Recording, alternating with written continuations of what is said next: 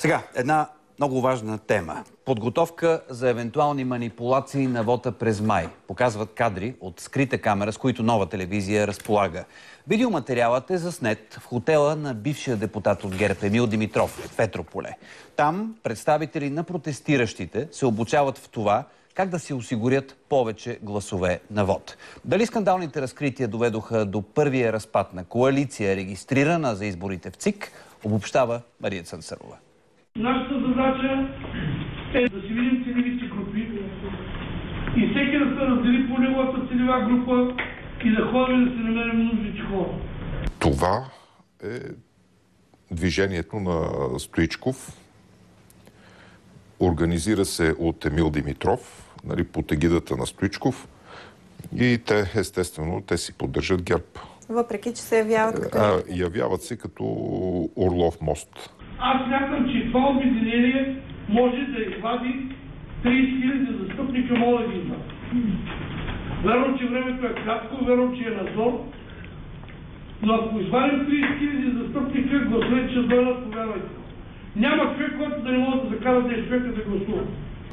Такъв човек аз не познавам. Дали ще го черпи, дали ще го пи, ще го пои, така. Дали други работи, така. 30 000 застъпника е почти двойно повече от позволените от закона. След промените в изборния кодекс, всяка партия може да има по един застъпник в секция. Така с разрешените резерви, общият брой за страната е около 16 000. Обучението се провежда в хотел в Петрополе, който се оказва на вече бившия депутат от ГЕРБ Емил Димитров.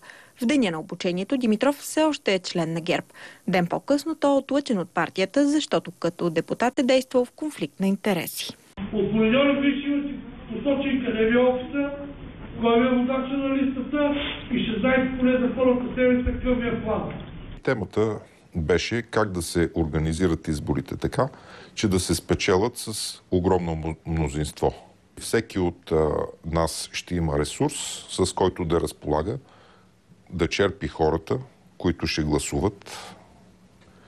Ще разполага и с достатъчно гориво, така да обикаля района си, че да може да подсигури колкото се може повече гласове от всяка една от групите, в които се цели нашето сдружение. Това са студентите, ловците, бизнеса. Трябваме тебе да те видим, брат, защото хората си тръгват от това Шумен.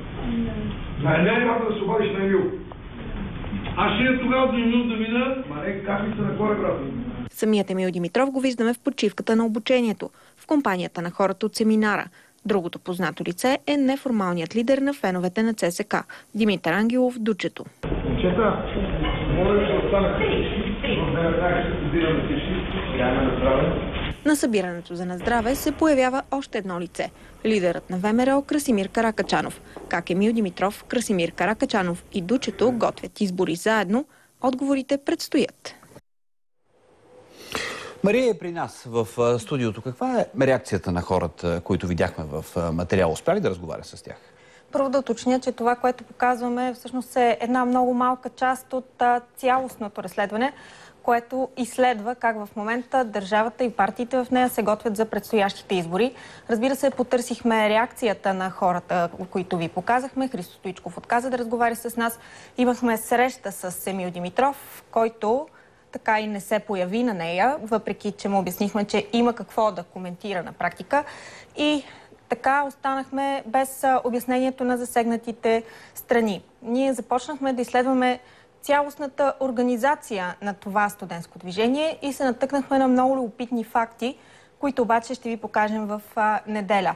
Как от ГЕРБ хората, за които се твърди в този материал, че се организира това студентско движение, реагираха с заместник-председателя на партията. Разговаряхме преди заснемането на тези скрити камери и той коментира като цяло намесването на Емил Димитров в подобна схема за създаване на така наречената изкуствена опозиция.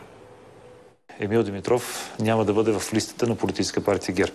Направете си сами извода какво е политическото решение, което сме взели в централата и ви уверявам, че нямаме абсолютно никакви нито ангажименти, нито пък съвместни действия в политическата или в каквато и да било друга сфера.